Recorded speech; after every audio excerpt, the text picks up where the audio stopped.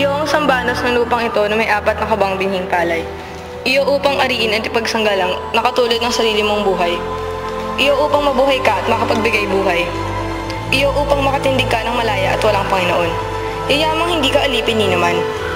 Iyo upang lalo mong maunawaan na ang pagmamahal sa sariling bayan ay pagmamahal din sa iyong sarili, pagkat iyo ang bahaging iyon.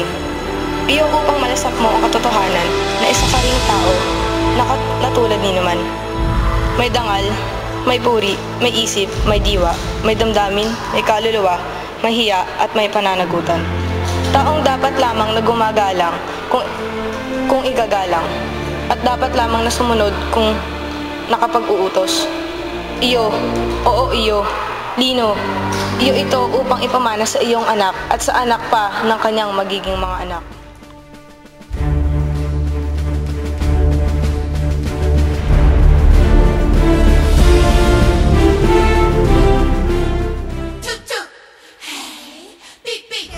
Kasama ko si Bigaw. Mang Lino! Paksahan na lang po ito, hindi para sa akin eh. Pag natanong po yan ni Miss Sanchez para sa inyo. Naku, nakakahiyaman eh. Baon na ako ng utang kaya Miss Sanchez. Eh, talaga nga namang may mga ganyang pang mabubuting tao sa mundo. Hindi na po tayo. May pinadalang halian si Nanay Lurin para hindi ka na mag-abala. Teka! Naulinigan ko ang stroke ng pagbabayo ni Hudi. Mabuti sana mauna na kayo. Tatapusin ko muna yung pagbabayo ni Hudi. O siya, sige. O Ernesto, sabihin mo sa akin kung ano ako naman nagpaalala. Dahil, ito po yung pinadala ni Padre Armando. Ito ko yung kay Nailuring. Oh, magata ang pagbabalik ng mangingibig. Naku, Mang Lino. Dito naman sa akin nanay ni Hudi. Pero Mang Lino, tingin ko mahal na din ako ni Hudi. Ay, pagtingin ko din. Mang Lino, magbabago ako para kay Hudi. And I love you so. Ay nako, sumasakit ulo ko sa konsumisyon. Si Benigno, yung puso niya nasa Estados Unidos lang. Ayos na magsalita ng Tagalog kasi ayaw niya nanghihiram ng wika. Mas gusto niya pang ginagamot yung mga sistema kaysa dun sa panggagamot sa mga may sakit. At ano nga pa na nagpapasakit ng iyong ulo sa dami ng iyong sinabi? Nais ng anak kong pumasok sa politika.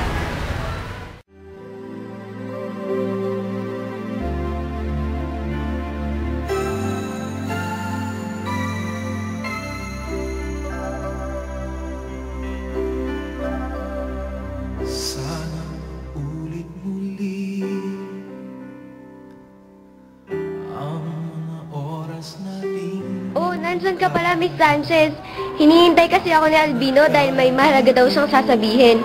Nais daw akong makausap ni Don Tito. Pasensya na at hindi na kita kagad napansin. Wala yun. Oh, kain na tayo. Makikipagkita pa ako ngayon kay Don Tito, kaya mauna na lamang kayo. Tay, babalik ka pa po ba? Babalik ako, anak. Babalik ako, kaya aalagaan mo ang mga alaga nating hayop para pagbalik ko ay malulusog pa rin sila. Love you, Tay. Ibang mahal kung kaya mong iwan.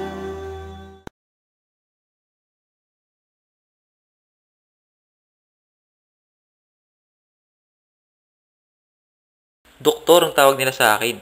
At kung may magtanong na doktor, kung doktor ako saan, sabihin ay Doctor Philosophy at Letters.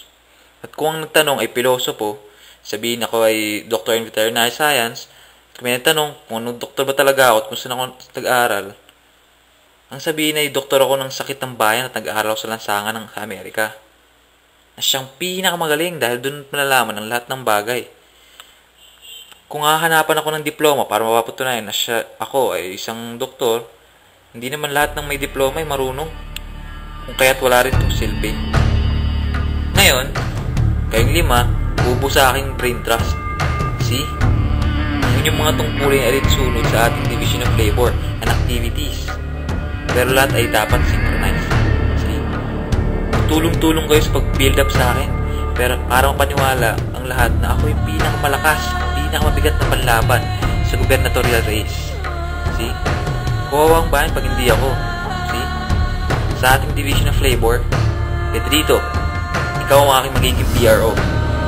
Malaking gawain yan dahil ikaw ang Press and Public Relations Officer.